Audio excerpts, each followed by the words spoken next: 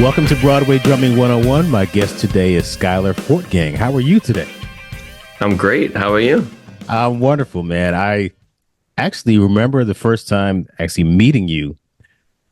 You reached out to me. You asked for a drum lesson, and we started playing. And maybe 30 seconds in, we started playing something, and I said, just play a little bit, I guess, with more force. Then you played some shit. I was like, why do you need lessons from me, dude? What? I was like, I'm done. Thank you. No, seriously, I knew immediately that it's like, this guy, man, he can play already. So, I mean, we could all learn from each other, but I knew that you could play, and it shows that you can play. You've done your work because you've made your way into this whole Broadway scene, and you're gonna have your own show. Congratulations. Yeah, thank you. Thank you. So let's get started with that, and then we'll go backwards. You are going to be the drummer for which show? For the Great Gatsby on Broadway. All right. So how did you get connected with that show? So I got connected with that show through Chris Jago, who I had subbed for a couple years ago in Paradise Square. And they gave me a call last summer, probably about June last summer, and asked if I wanted to come on board, because there was this whole process of we're doing a run at Paper Mill, and if all goes well, they'll come to Broadway. So they gave me that offer, and of course I was like, yeah, I'd love to do that. So Jago and I kind of have an interesting dynamic, because like we were talking about before, he lives in LA, and him and Jason are great friends. Jason, our composer. So Jago will come out, write the books, rehearse the books, set up the show, and then go back to LA because that's where he lives, and then give it to somebody else. So that's kind of like my position in this whole process. So Chris doesn't want to play in New York? I think he loves playing in New York, but he's got kids in a house back in LA. So okay. Yeah. So how did you meet Chris? I met Chris through Sean McDaniel, who's really a mentor for me. I owe everything to him. He really hooked it up. Gave me so many opportunities. He helped me find my rehearsal space in the city, everything. But Sean recommended me to Jago during the COVID craziness, when everyone needed a last minute subs, and that's how I got hooked up with Jago in the first place. Yeah. So you just reached out to him through email, through Instagram, text message? Jago reached out to me because Sean gave him my contact. So he was in a scramble. I remember the text very well. It was like, any chance you could come in and learn today or, tomorrow, and hopefully never have to play in the next 2 weeks, but maybe play in the next 2 weeks. Wow. It was that kind of situation. Yeah. All right. So let me go back. How'd you meet Sean? This is actually kind of a funny story. I met Sean in the first place because a family friend, like my dad's best friend, I don't know his exact position, but he works at the Book of Mormon. So that when Sean was playing, he is carpentry or props, that kind of area.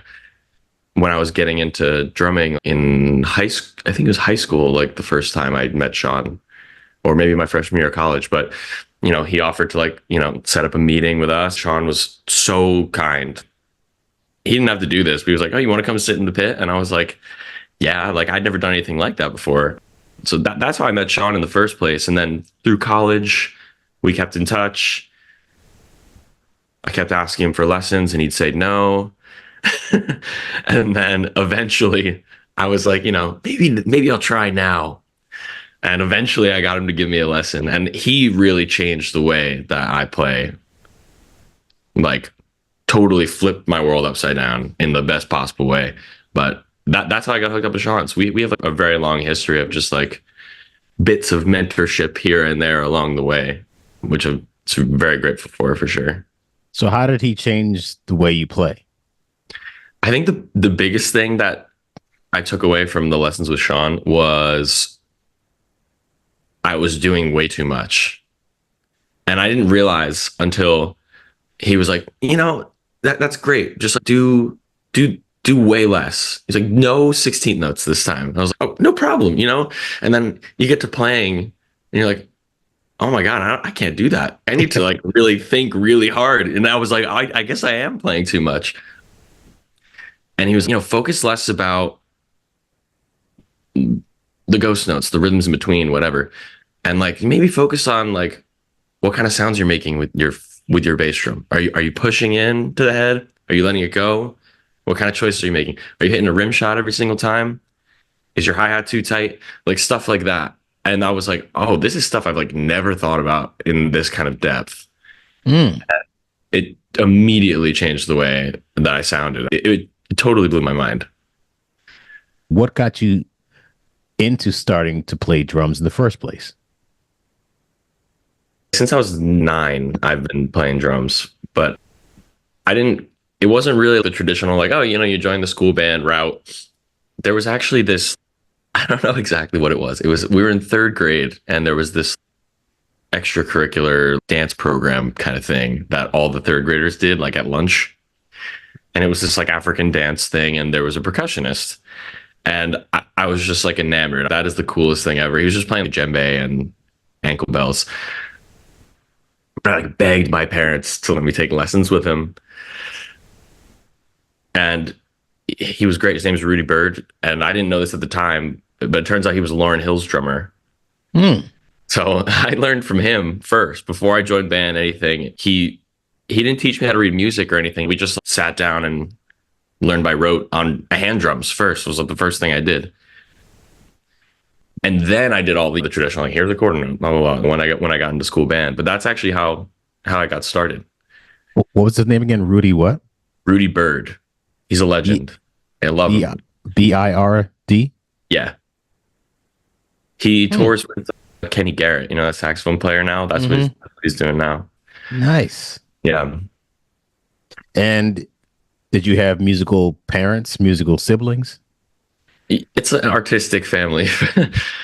My parents for a brief period of time were actors, but now my mom, writes books and my dad does TV, film, production, editing type of stuff. It's there. The support to have somebody in your basement banging away on a drum set 8 hours a day was there, which is That's helpful. cool. Yeah, it's good to have people that understand the industry to a certain degree. You grew up where? I grew up in New Jersey, in Verona, New Jersey, not far from where I'm sitting right now in the city, actually. Did you come to New York a lot to, when you were younger? Did your parents bring you here? Oh, yeah. We were here all the time. Yeah. You see a lot of shows back in the day?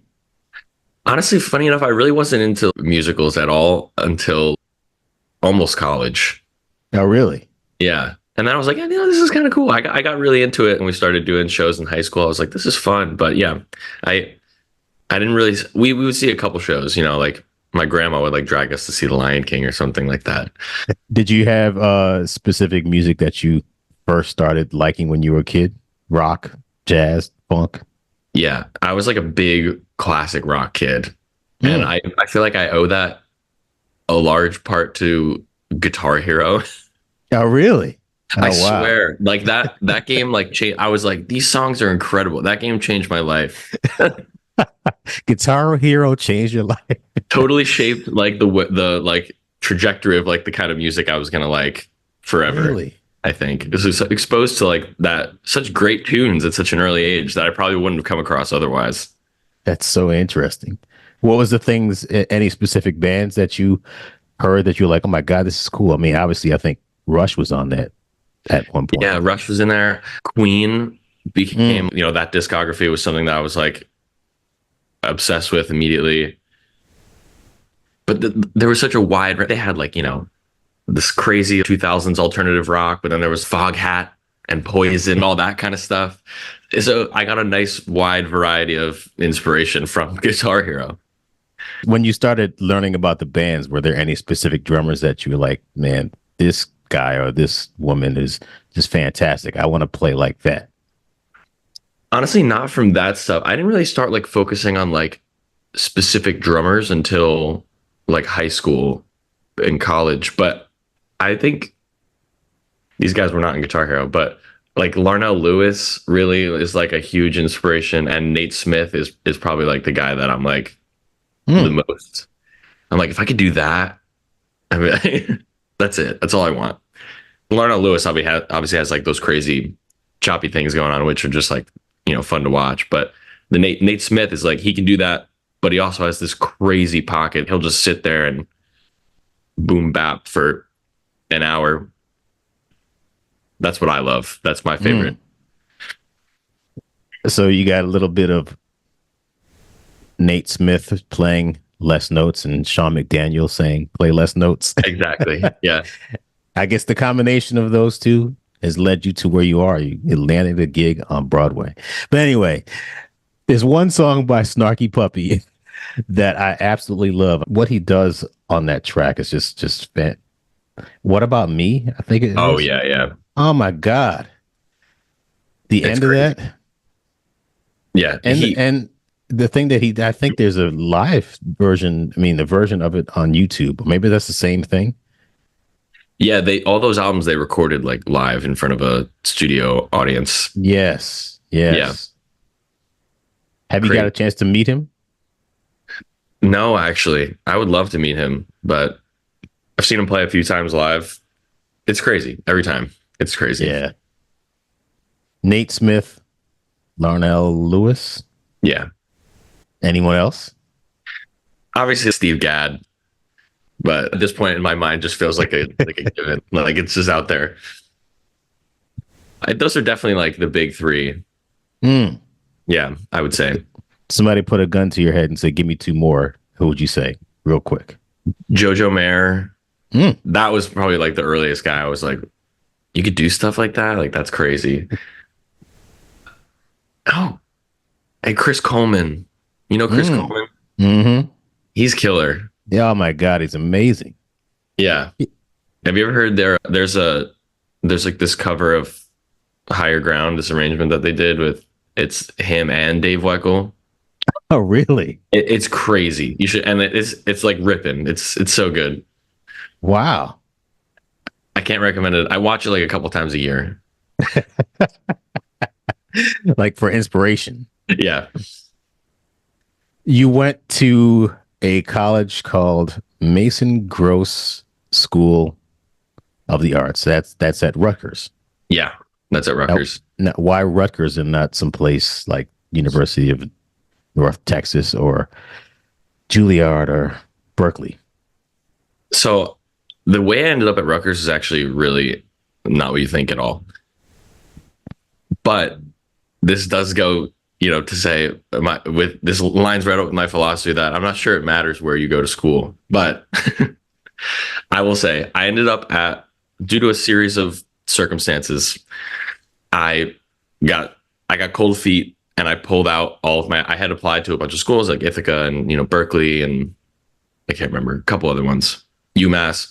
And I was like all set to go for music. And I pulled out all my applications. I withdrew and I reapplied to a whole new set of schools for computer science or something else I was into at the time.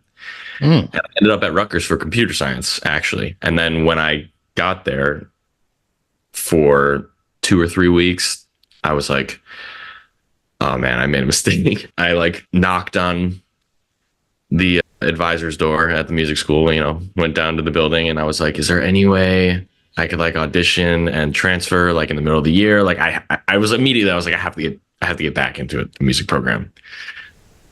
And just by chance, Joe Tompkins, who's like the head of the department, the percussion department, was like walking by the office and was like, hey, we actually have somebody dropping out. We don't usually do admission in the middle of the year, but why don't you come by and like have a sample lesson with me? And I was like, okay. And then, I played all my rep for him because I was only a few months out of college auditions. And he was like, yeah, okay, come join the studio. And that's how I ended up at Rutgers. Wow. Yeah. That's Super cool. So what do you have to do to audition? I didn't go to school for music. What do you have to do to audition for music school? So most of the time, it depends on the school, but you have to send in like a pre-screening video of all your stuff, and that's like round one. And then you'll usually go for an in-person audition. It's like an orchestra audition, a pre-screen and then a selection, and sometimes you get in, sometimes you get waitlisted, but it's kind of a it's kind of a grueling process for an 18-year-old. You went to study originally to study computer science. Yeah. Now, why, since you came from a family of creatives and you wanted to play drums and you were into Guitar Hero, was it the science behind Guitar Hero that you were like, well, I want to Yeah, learn right. this? No, I really was never like much of an academic. I I didn't hate school, but I wasn't amazing at it. But computer science was something that I just like it stuck for me. I thought it was so cool and I was super into it. I like took the AP class and everything, got a 5 on my exam. So I was like, I could do this. Mm. I, and that's why you said, let me study this and see if I can make a living from it. Yeah. And I was like, at the time, all your guidance counselors are in your ear. Like, how are you gonna make money with a music degree? You can make a lot of money. Computer science. Well, it's interesting from what I see from your resume. You're a programmer and you do a lot of, I guess, music production. Has that side of your brain helped you with learning computer software programs? Absolutely. I've always been super, super like a huge computer nerd. Like even since I was a kid. That's like one thing I've always been into. Just like the ins and outs. So it feels like a natural progression. If somebody wants to do some of this music production that you do, what should they start out with? Honestly, any Mac will do to get started out. Like you don't need a whole MacBook Pro, but like Logic has become very accessible. I started using Logic when I was really young. Like I think I asked for it for like my 9th birthday because I'm a dork. But I started using Logic 8 and it was a different program back then. It was, you had to know where everything was and it was not like a nice shiny user interface. Now it's like very accessible. You can still do all the things you used to be able to do, but like the main functions are very easy to find and it's easy to get things done. Get any Mac and just get Logic or GarageBand and just toy around. If you go on YouTube, you can learn the entire program, at least the basics for free. It's not, people think it's like rocket science, and I think there's a lot of like industry professionals that want you to still think that's like rocket science so they don't lose their jobs. But but it's becoming more and more accessible. So I would say, yeah, definitely get a Mac. Don't try bothering with PC stuff for music production, at least early on. If you really, Why is that? Macs are just made for this kind of thing, like the heavy lifting, like coding and business work. Yeah, sure, PC is probably better fit, but the Macs are just like they're video editing, like audio editing, creative type stuff. It flows better on a Mac. There are people that I know that have Mac computers, but we're like, they basically don't like the iPhone. They feel that Samsungs or Google phones are better. Are you in that camp? No, no better. I'm no better. I'm all Apple all the way. Oh, really? Yeah, I don't know. I just can't. I can't make the switch at this point. I just don't think I'd be able to.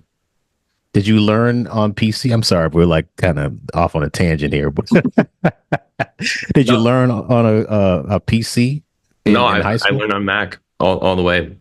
Mm. Are you talking about the computer science stuff or just in general? Yeah, computer science stuff. Yeah, computer science stuff was all PCs because I learned it in school. They don't splurge on the Macs. Mm. Yeah, when I go on a PC, I'm like, why am I going to this corner? I Right. need to go on the corner. It's like over here it's supposed to start, but you know, I don't know. And plus, a lot of people tell me that the Samsung phones are better, the cameras are better, it's faster, and There's no way. No way. You get a picture from somebody with a Samsung phone. That's a complete lie.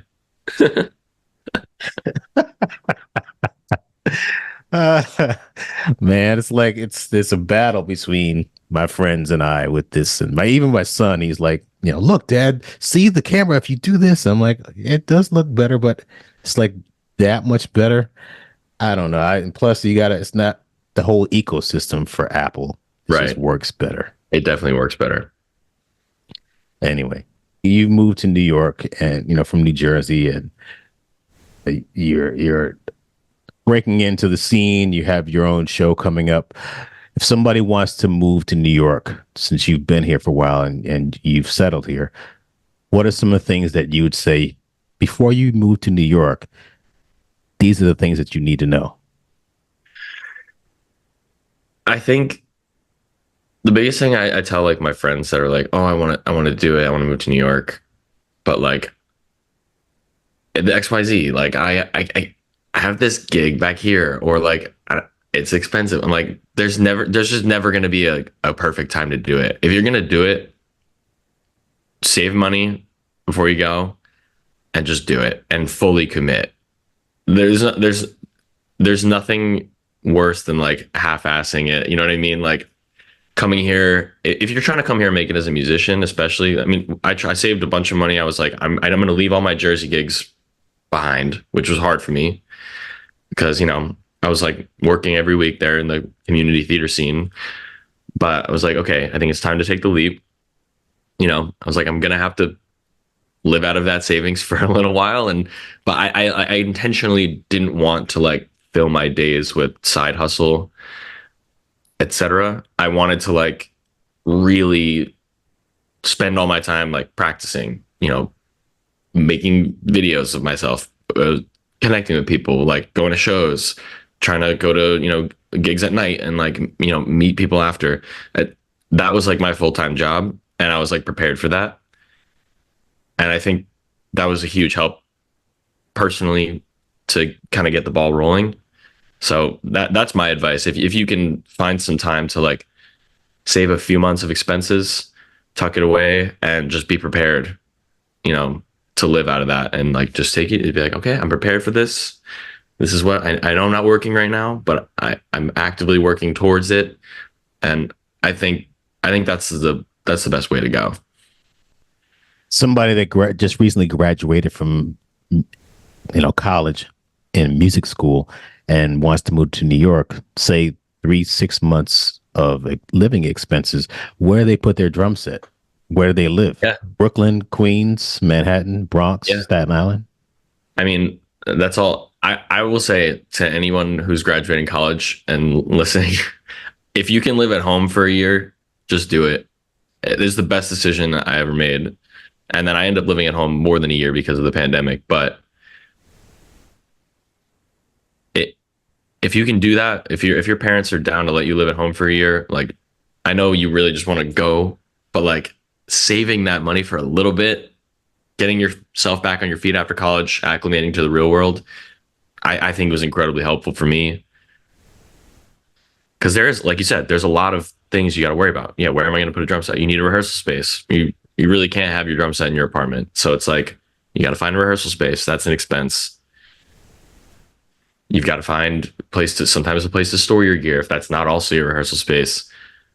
Or you got to sell all your gear if that's the route you're going to go, if you're not going to have a rehearsal space. So there's a lot to think about.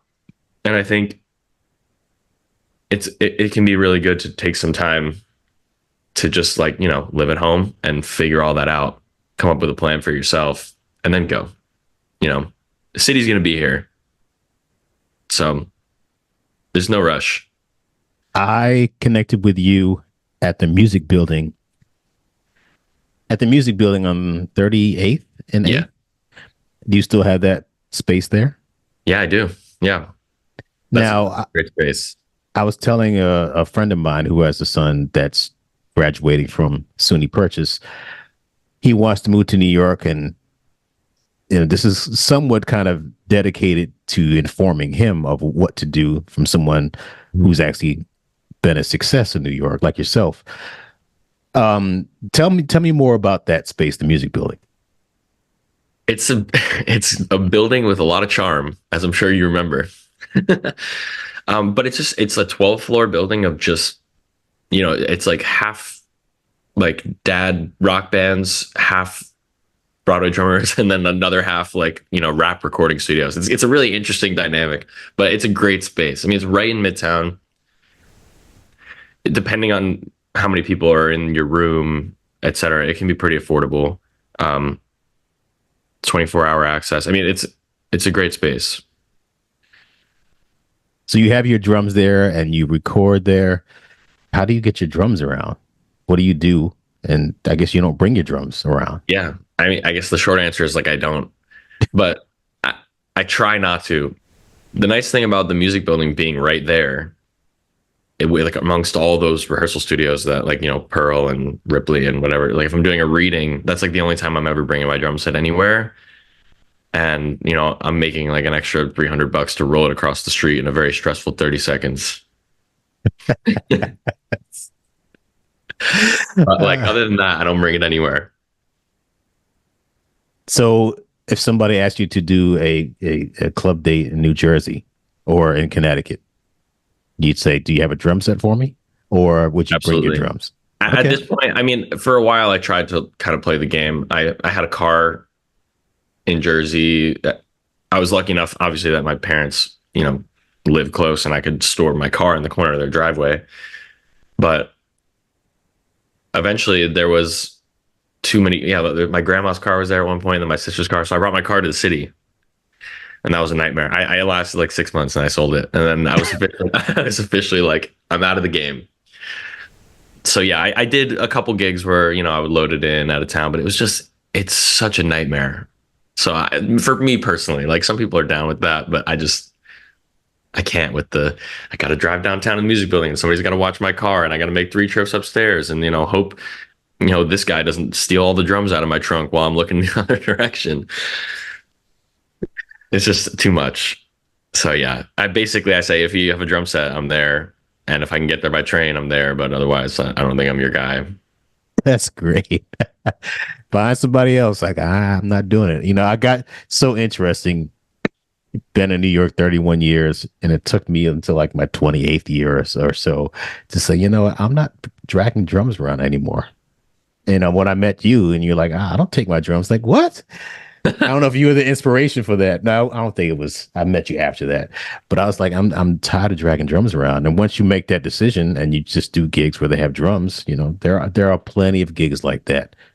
But you're not going to be doing club dates in certain parts of the tri-state area if you don't have a car and a drum set. But no. And like, there's plenty of people that those are their gigs. Like I'm like, that's somebody's work. So it's like I'm good. Somebody's making money, like one of us. So that's okay. Like playing drums for a living, what are some of the things that you've learned about how to avoid drumming injuries? Or have you thought about that yet? Yeah, I have. I had like some injuries in college when I was like learning my senior recital. I kind of bit off like way more than I could chew, and I like totally hurt myself. I had like really bad tendonitis, and it still exists. I mean, it doesn't really ever go away. It just like flares up. But I think, there's not one technique that it works for everyone, which is kind of what they teach you like in school. But if it feels comfortable, it probably is comfortable. And like, just be careful of like, don't, just understand that like singers can't sing 8 hours a day and trumpet players can't. It's like, contrary to popular belief, we fall into that as well. But, we get a little more time. But, if you're playing too much and you start to feel something like your body's telling you something. So that was the biggest thing is like, I stopped playing through that, or like if I started to feel pain, like I changed something up. And just like taking care of yourself from a general health perspective makes a big difference, which is something that I didn't really pay much attention to until recently. Of like, am I eating well? Do I have enough water? Am I sleeping? That's helped me not pull muscles and not, keep my tendonitis at bay, etc. In your career so far, what's the most challenging gig that you've ever had? See, this one right now might be it, because it's a very weird situation. So again, with Jago, like with him and I kind of passing this thing back and forth since last September, we did an out of town run at Paper Mill first for this show. I played that whole run. So Jago wrote the book, but he left like, I think like right before the first preview. He stayed until, because I got COVID. Classic. I always have COVID. But he stayed up until like the first preview, and then I played the whole run. So there was, changes being made, new cues being added, that like I was like, okay, I'm the only one that's ever played this. And then after that run, I passed all that stuff back to Jago. He put it in the Broadway book. And now there's all these new songs, and the old songs are changed. So the hardest part right now for me has been, I have all these songs like, oh, I know this song. Like I played this song eight shows a week for a month, but it's a little different in the middle now. And I have to like unlearn this like deep rooted, you play a show for that long, like it's autopilot, like you know it. It's it cold. So now like learning all these changes from what was the show that I knew, it's still the same show, but it's not. It has been really challenging. Also, the book is just hard because Jago loves to write all sorts of crazy stuff. Oh, really? Wow. Oh, yeah. I think his friendship with Jason allows him some really fun artistic liberties in the drum book, which I'm jealous. Most people don't get that. So he's adding the 16th and 32nd notes that Sean McDaniel said take out. Only every once in a while. I don't want to put them against each other. They're friends. They're fun, though. We have some big old choppy dance numbers, and it's a lot of fun. Yeah. Really? Yeah. So what's the music like? I really don't know. Haven't seen it yet. It's kind of a mix. There's some like classic, like, theater jazz stuff, like swing, but there's also like it's kind of poppy stuff, and there's also like the contemporary theater ballad. It's a mixed bag. It's fun. I like it that way rather than like playing one style for an entire show. Mm-hmm. But I think it all fits together pretty well. Have you been doing a lot of subbing before you landed this gig? I did a lot of subbing in 2022, and then I had like a couple like small contracts that like took me through 2023, and then like Gatsby, in late October. Like, yeah. So I subbed on Paradise Square for Jago. That was my first show, and for Emma, really. I mean, I never actually got to play for Jago, but Emma was nice enough to keep me on, so I played for her a few times, which was great. Talking about Emma Ford, by the way. Yeah, for people that are listening, watching. Shout out Emma Ford. Yes. So I did that, and then I subbed on Strange Loop, which was great for my buddy Marcus Walls. Yes, indeed, my man. He's the man. He is the man. And then some small. I subbed on the other Michael R. Jackson show, The White Girl in Danger, for Josh Priest, and a couple Titanic Off-Broadway. So like little things like here and there. I would do like one at a time. And then I did a show at Paper Mill in the summer, and then I did Gatsby right at Paper Mill right after. So that kind of like there. What show was that? Paper Mill. We did Rent in the summer. Oh, really? That was so fun. I had a great time. Oh, man, it's a great show to play. One of my favorites. That's cool, man. Talk about injury, though. I had to ice my hands. It's like 3 hours long, and it's just loud.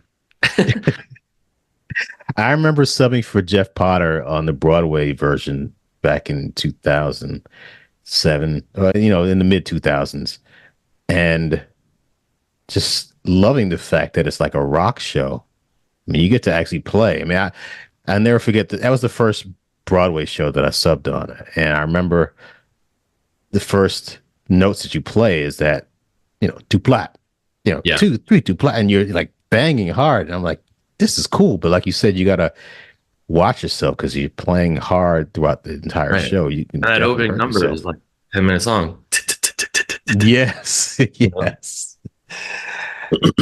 But yeah, the older that I've gotten, I realize I have to watch what I do because I do get tendonitis. And one of the reasons why I was subbing at the tour of Hadestown because the drummer got tendonitis. And everybody needs to watch because we're not invincible. Mm-mm, definitely not. Yeah. I pay very close attention to it. After my senior recital in college, I got a wake up call nice and early. Mm. I have distinct memories of like, that you're in college, you're like on the grind. But I was learning these crazy pieces. Like I picked up the hardest pieces I could find. I was a classical percussion major. I know this sounds confusing. I was a classical percussion major. That's my pieces. So I was like, it was crazy xylophone stuff, crazy marimba stuff, giant multi percussion setup, everything. And I remember I was like, I'm in a lot of pain, but my recital's in like 2 days, and I really got to shed all this. And I have distinct memories of like blacking out in the middle of my recital. The last piece, there was like this crazy marimba solo in like the middle of this percussion ensemble piece. And my body was like, we're done, bro. It's over. And I like mentally and physically blacked out. I was just like, I'm just going to make something up for these next couple bars because I don't even know where I am. And I like came to and I was like, oh yeah, I got to play this last. Like there's a video of it somewhere. Really? Wow. Yeah. But I was like, I was in like a thing for a couple weeks after that. So Ah. that was my early wake up call. I made sure I never touched that territory again. So do you play a lot of percussion still? Not so much anymore. I really would love to do more. I had to make sure people knew I knew how to play drum set first. So now I'm like, hey, I also play percussion. I love it. It's a lot of fun. Would you ever? Oh, not anymore. You got this show is going to last for 20 years. But Amen. if it ever closes, would you ever want to? Would you ever want to sub on a percussion chair? Oh, absolutely. Mm. Absolutely. There's a percussionist on our show, Yuri. She's amazing. So if we're still open in a couple years, I'll be like, yo, maybe I'll hop over there. That'd be nice. I know some people do that every once in a while. So have you played percussion on a show yet? Yeah, not Broadway, but I did in college a lot. Okay. I see you study with Javier. Yes. Yeah. He's the man too, man. He is the man. He's like one of those musicians that's like you watch him do his thing, like especially when he's playing congas, and you're like, I could never do that. Like no matter how hard I tried, I could never do exactly what he's doing right there.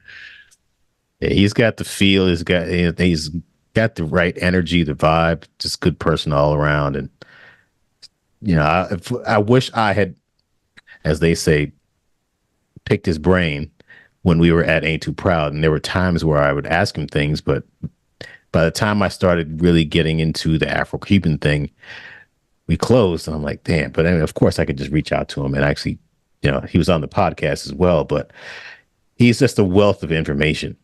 Oh, yeah, absolutely. He was a great teacher, too. I know. If someone wants to get into subbing, what's something that you would say, man, you should make sure you do this or don't do this? You mean like in terms of like trying to break into subbing, like that kind of thing? Well, let's just talk about the actual preparation to sub and making sure that you're prepared. What kind of advice would you offer to somebody that's interested in doing this? I've always been taught that like you want to be as close to that person as possible. And I took that very literally when I sub. So what I do is I'll take whatever recording they give me and I will literally sit down at a coffee shop for 3 hours. And like, if there's anything that they play that's not in the book, I write it down. And it might not be the same thing that they play every night. It might just be that one night, but they did play it. And now I'm going to play it too. You know what I mean? So like, I'll transcribe fills, like I'll do it all. Like, bass drum in this spot, that sounded like a effect symbol on that beat there. I try to be as literal as possible because like that as a sub, like, your job is not really to put your take on it. Like, everybody's different. Everybody plays it a little bit differently, but you're trying to be a clone, that's the gig. So I really would just transcribe everything. That was like my And after that, it was easy. You know, you learn all the things you transcribed. It's like learning a tune, you know? And it was, I think that's probably the best way to go. Just, there's no room for error. Connecting with musicians in New York City and networking, what are some of the things that you did and what would you recommend people do if they're moving to New York and they want to get into Broadway or in the scene in general? It's hard because there's like no right answer. Some people are like down to, you know, receive an email and grab a coffee, and some people like might take that the wrong way. It's like you never know. So that's incredibly difficult. I would say personally, I feel like there's no harm in sending one email and being like, hey, you know, got your email from so and so. I love what you do. You know, we want to grab coffee, take a lesson, whatever it is. I think there's no harm in asking once, you know, and it does work sometimes. You know, I met a lot of people that way, and it might not necessarily directly lead to a gig, but now you know somebody who knows somebody else. It's all connected. I mean, that is a big part of it. Networking, meeting people. You know, you go see a show, open the playbill, and see who's playing drums, and you know, open up your Instagram and be like, hey, I'm at the show. Like, if you want to, you know, say hi at the stage door, I would love to meet you. People are down for that. Like, you know, we're all human beings.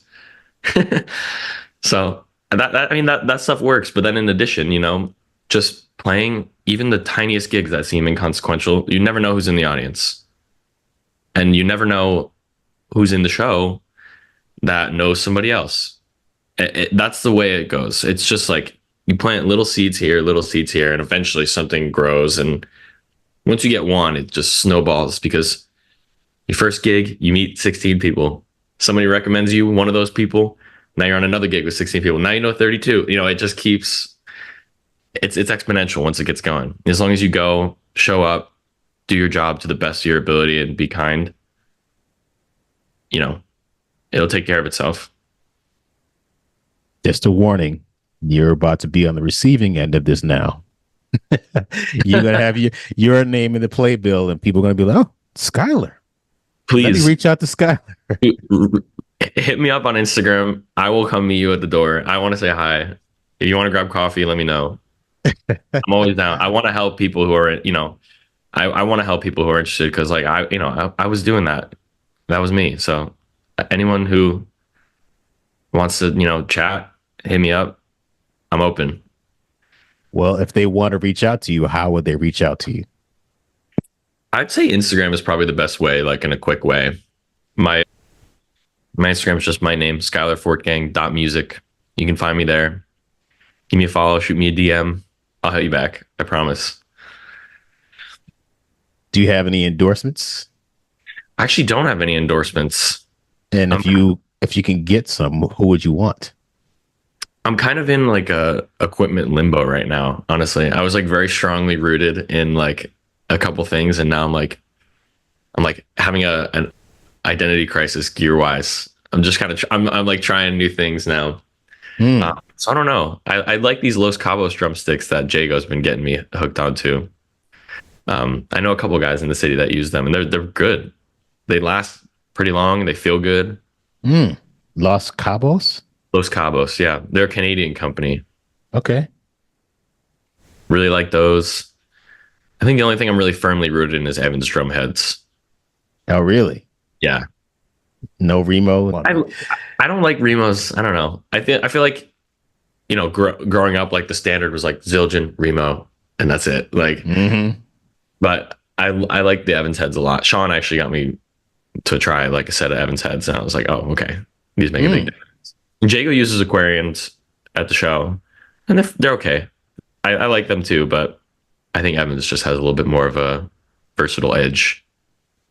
When you go into these different pits from different drummers, you have to play on different cymbals, different heights, different angles, different heads, different tunings.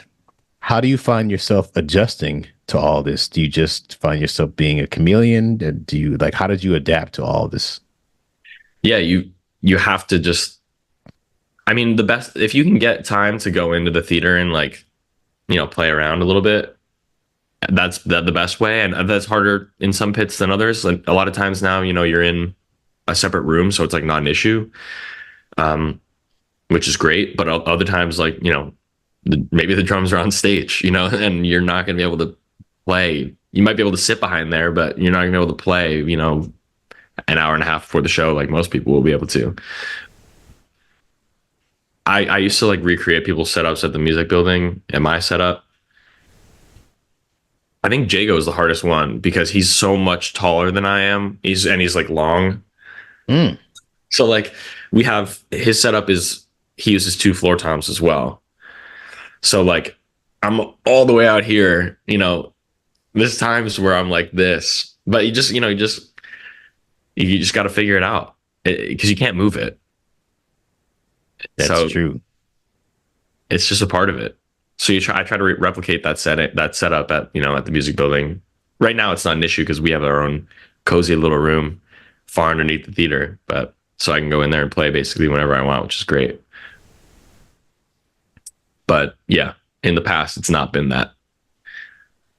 Having your own Broadway show is just a fantastic thing. Not only do you have, what your money's going to be like, but Yeah, just playing, it's exciting, it's fun, it's interesting, and you walk out and people are just cheering because they're just so happy, and you get to make people happy every night.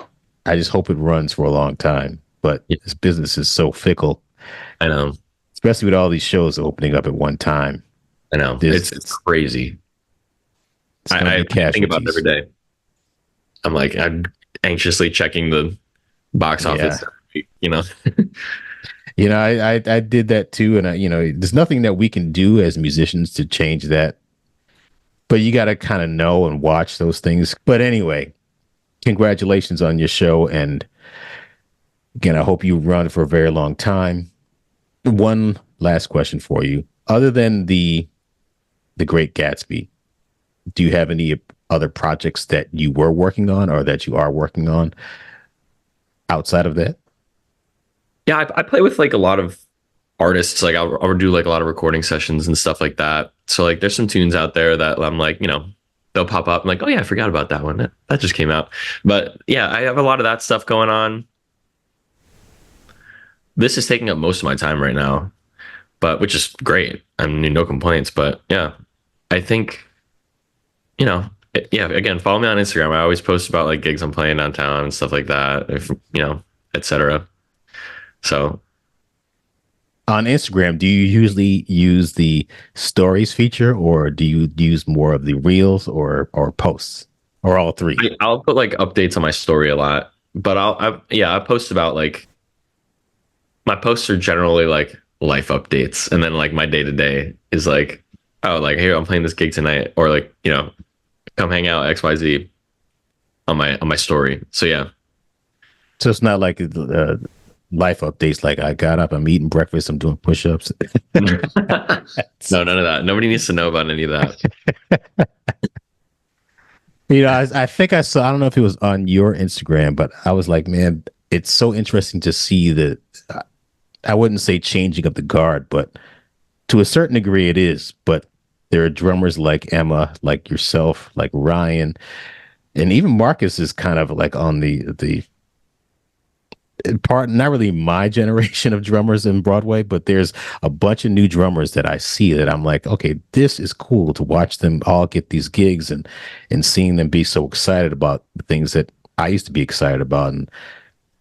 And I'm really hopeful and I'm excited and I love watching people get their own chance to have their own gigs like you, like Dan, and I'm sure Ryan's going to be next.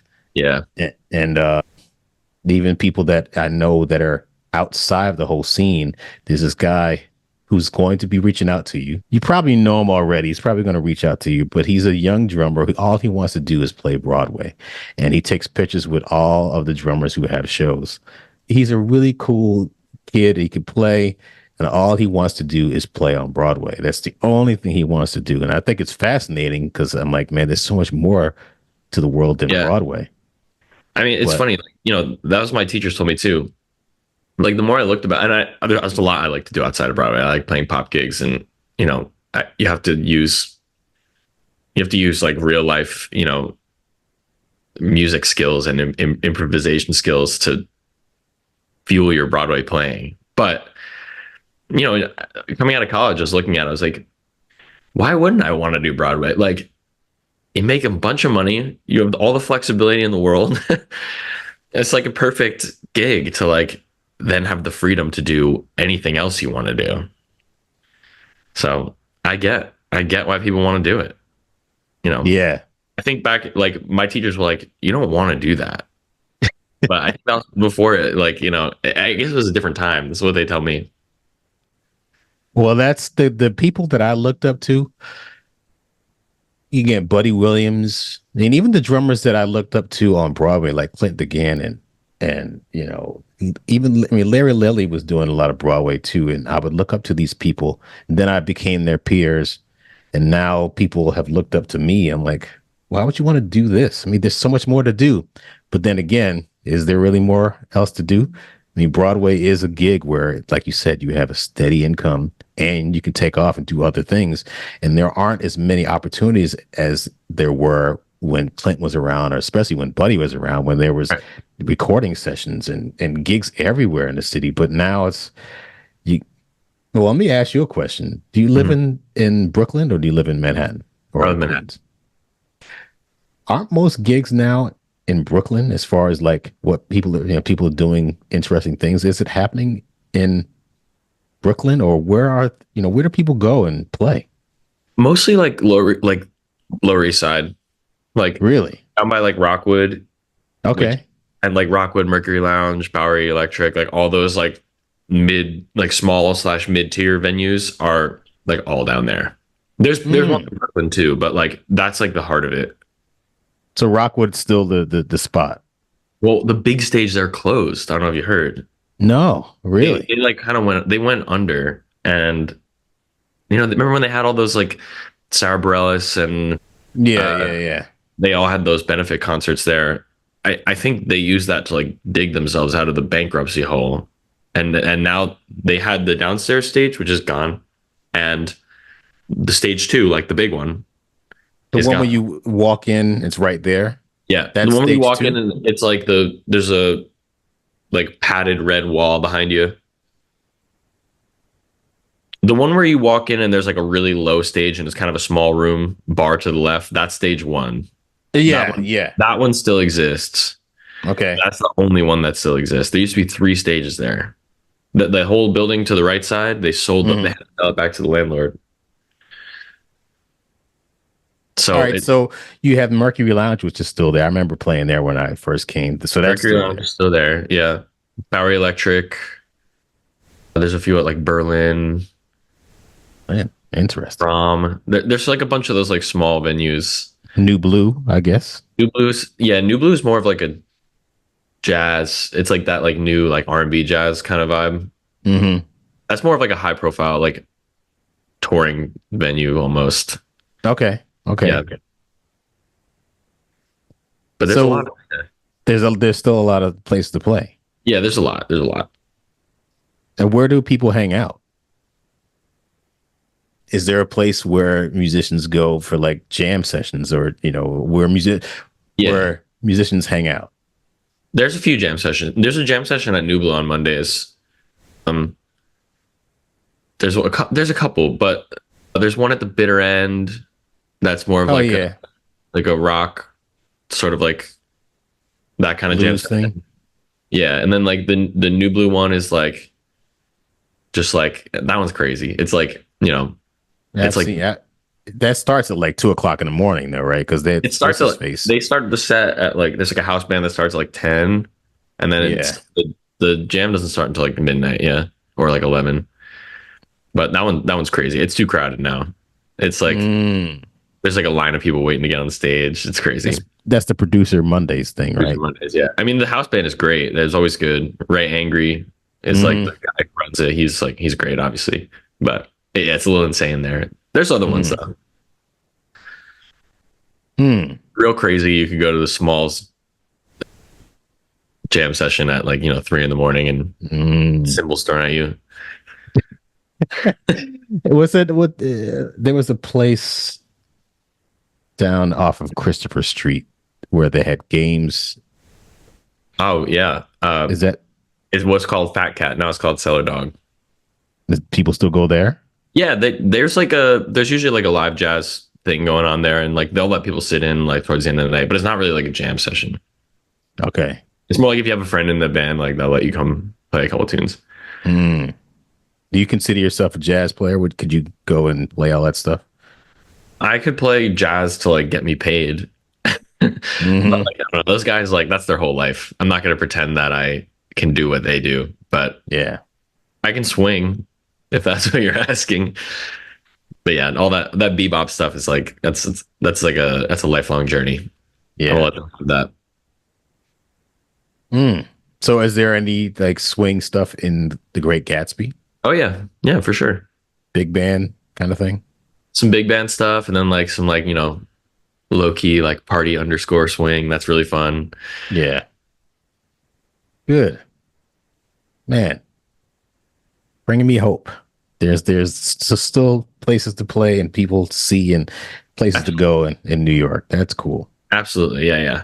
It's just a different. It's just different now. I mean, things are still coming back from the pandemic, but I feel like this is the first year that I felt like, oh, okay, like it's like a little more normal. Like people are starting to be ready to put money at arts, you know, instead of like keeping their building open being their main concern. Do you go to Brooklyn at all to like ornithology and all those places? There's just other I've seen clubs and shows there, yeah, but there is a jam there too. But yeah, I don't spend that much time over there, but yeah, from time to time. so most of your hanging is in Manhattan. Yeah, I mean, I'm just like in Midtown every day, so like we go to the bars and Hell's Kitchen, like, Mm. or just like right around the corner from the theater. Mm. That's cool, man. Well, good. Good, good, good. Congratulations, man, and thank you for being part of this podcast. It was great to get to know you and hang with you for a little bit. And I wish you the best. And I hope that your show runs for 20 years and you reap all the benefits of Broadway, man. It's a great, great experience.